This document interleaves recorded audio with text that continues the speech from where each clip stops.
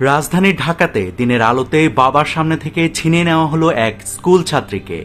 একদল বখাটে ছেলে দিনে দুপুরে এই ঘটনা ঘটিয়েছে রাজধানীর অভিজাত এলাকা উত্তরায়।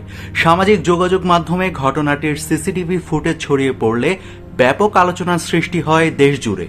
কিন্তু এরপর হলিউড সিনেমা স্টাইলে হওয়া সে অপহরণের পর সে বাবা কিংবা মেয়ের কপালে আসলে কি ঘটল জানা যায়। গত 22 এপ্রিল দুপুরে পরীক্ষা শেষে মেয়েকে নিয়ে বাসায় ফিরছিলেন এক বাবা। তারা উত্তরা 6 নম্বর সেক্টরের 5 নম্বর সড়কে যখন পৌঁছায় তখন হঠাৎ একটি সংঘবদ্ধ চক্র তাদের পথ আটকায়। অভিযোগ অনুযায়ী লামি ইসলাম নামের 19 বছর বয়সী এক তরুণের নেতৃত্বে 7 থেকে 8 জনের একটি দুর্বৃত্ত দল জোরপূর্বক সেই কিশোরীকে একটি প্রাইভেট কারে তুলে নিয়ে যায়। ঘটনাটি এত দ্রুত ঘটে যে আশেপাশের কেউই কার্যত বাধা দেওয়ার কোনো সুযোগই পায়নি।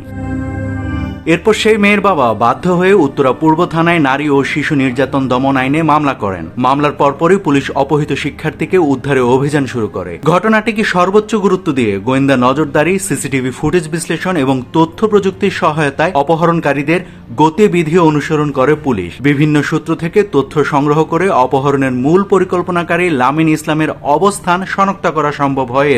এরপর শুক্রবার দুপুরে গাজীপুরের পুবাইল এলাকার পদহারা বাইত এলাকায় অভিযান চালিয়ে অপহৃত শিক্ষার্থীকে উদ্ধার করা হয় এবং ঘটনাস্থল থেকেই সেই লামিন ইসলামকে গ্রেফতার করা হয়।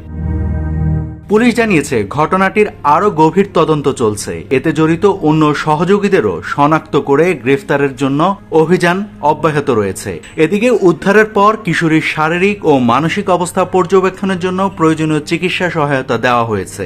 পরিবারও তাকে ফিরে পেয়ে স্বস্তি প্রকাশ করেছে। তবে ঘটনার ট্রমা এখনো কাটেনি সে মেয়েটির। এদিকে শিক্ষার্থীদের নিরাপত্তা নিশ্চিত করতে আইনশৃঙ্খলা বাহিনীর আরও সক্রিয় ভূমিকার আহ্বান জানিয়েছে সচেতন নাগরিকরা। আইনশৃঙ্খলা বাহিনী বলছে রাজধানীতে ধরনের অপরাধ দমনে নজরদারি আরো বাড়ানো হবে। গুরুত্বপূর্ণ সড়ক ও শিক্ষা প্রতিষ্ঠানের আশেপাশে টহল জোরদার করা হয়েছে এবং সিসিটিভি মনিটরিং আরো কার্যকর করার উদ্যোগ নিয়েছে তারা।